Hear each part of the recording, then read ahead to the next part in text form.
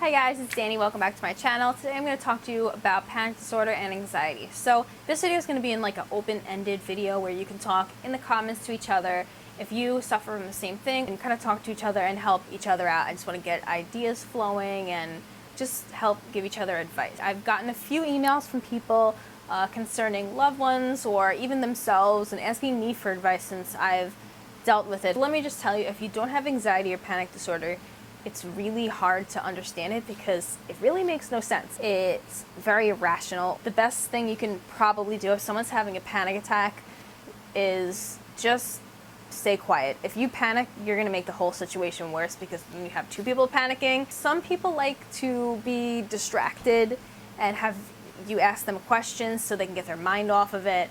That really doesn't work for me because my brain realizes that you're trying to distract me, so then I start to get more uncomfortable.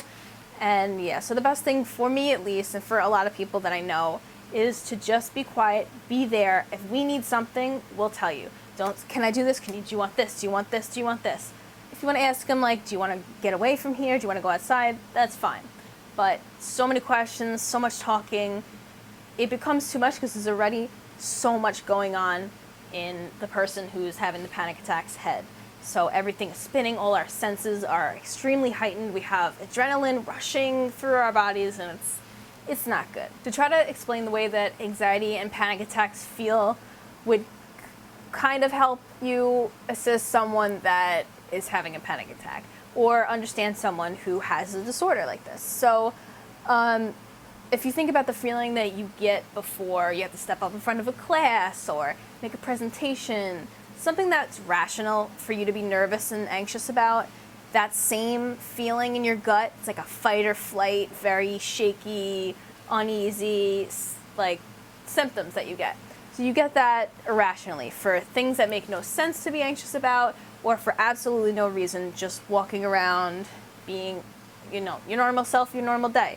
Just feeling that you're very on edge. A lot of people who have generalized anxiety disorder have that constant or almost constant state of feeling anxious like that. Panic attacks suck. So it starts with the anxiety, and the anxiety level starts to build up into more of a panic, and more negative thoughts start fleeting into your head, and if you're not getting rid of those negative thoughts, or you can't at that time fight them off, it's a very difficult thing to do. They just keep building up. So you're thinking, I'm stuck in here. I'm not going to be able to get out. This is never going to end. I'm going to die. I'm going to have a heart attack. A lot of people have panic attacks based on health concerns. They have a little sensation in their body and they think, oh, I have cancer. I'm going to have a brain aneurysm and just die like that.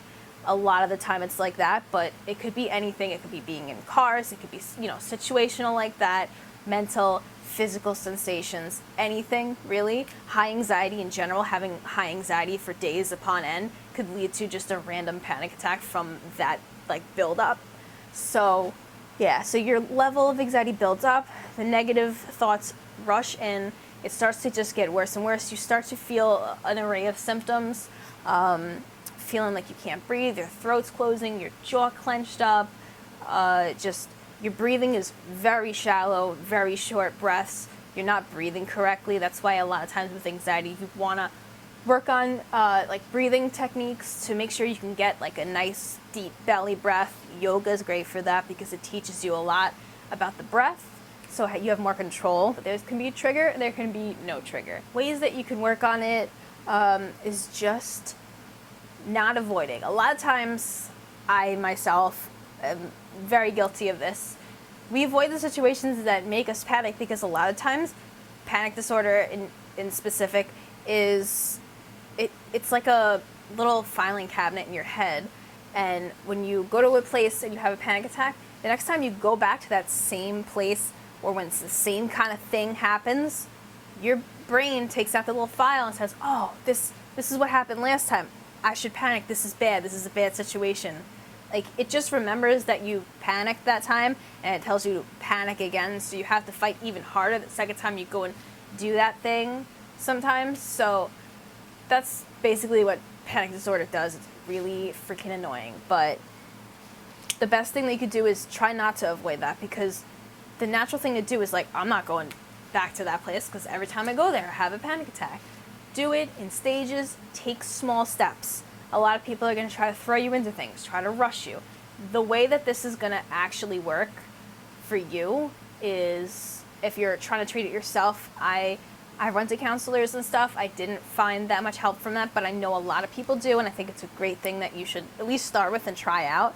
But if you're going to take the steps and try to work around it yourself like I do, is work at your own pace. Don't let other people tell you what to do, tell you what you should be doing, tell you where you should be at in life, because this is something you have to work through, and a lot of times you're not going to be able to do everything that everyone else is doing right away, right in the moment, if it's something that's a problem with you.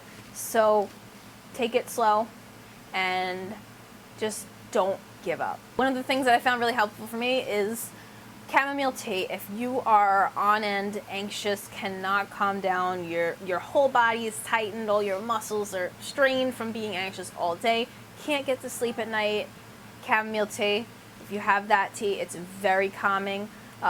If it's more intense and chamomile doesn't really work for you, you can try valerian root. Both of these teas can make you tired, so I wouldn't do it like before driving or before you had to do something where you had to really concentrate on. But at night, if you can't sleep and you're feeling anxious, I would try that. I never tried anything heavier than that. I've never been on any drugs for this, so I don't know anything about that, but maybe if that worked for you guys, you can talk about it in the comments below. I'm not the biggest fan of treating it that way because I feel like it kind of covers it up. But yeah, the biggest thing for me was changing my diet, eating cleaner, because when I would have like artificial things that were high in like fake refined sugars that would spike my blood sugar, I would feel so much worse. I would feel shaky. If I get a stomach ache and eat something gross and like bad for me, I would feel sick. That would bring on more panic attacks. If you can't find specific chamomile tea or specific like valerian root, check online. I'll leave some links down below for you to check out if you want to purchase that. But you could also just go to your local like store, and the easiest thing to do is just grab a sleepy time tea.